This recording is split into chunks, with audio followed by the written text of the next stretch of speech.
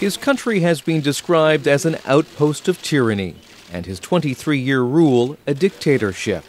Yet the authoritarian leader of Belarus, Alexander Lukashenko, got an invite to the EU's Eastern Partnership Summit in Brussels. In the end, he decided to skip the meeting.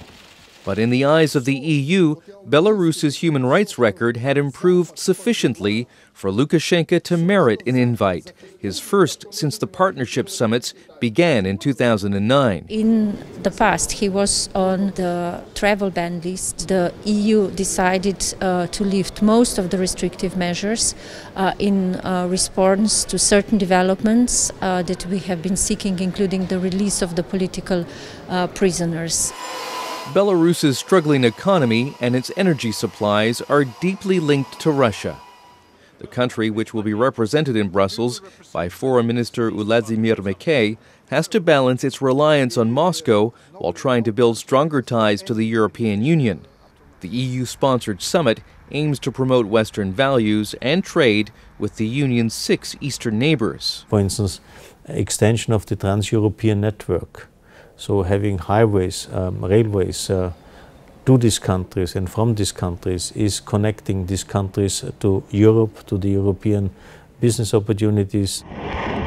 Since the last Eastern Partnership meeting 2 years ago in Riga, member nations Azerbaijan and Armenia clashed over the disputed territory of Nagorno-Karabakh.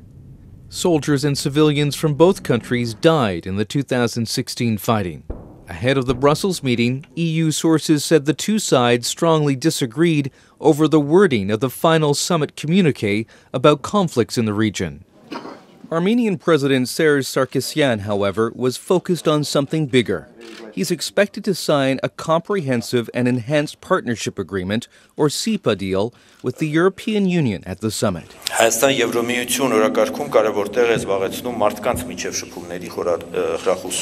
The deal's largely symbolic, but it's an important step in the diplomatic dance to more meaningful ties, like visa-free travel to the EU. Georgia, Moldova, and Ukraine already enjoy visa-free travel regimes and trade deals. So, what else can the EU offer those countries? Perhaps an end to mobile phone roaming charges. It's obvious how expensive it is to call from these countries to Europe or the other way around. We are working on it, but here we are dealing with, so to say, the market. What will not likely be on the table at the summit is any discussion about potential European Union membership. But there are calls by some in the EU to recognize that Georgia, Moldova, and Ukraine are closer partners than the others.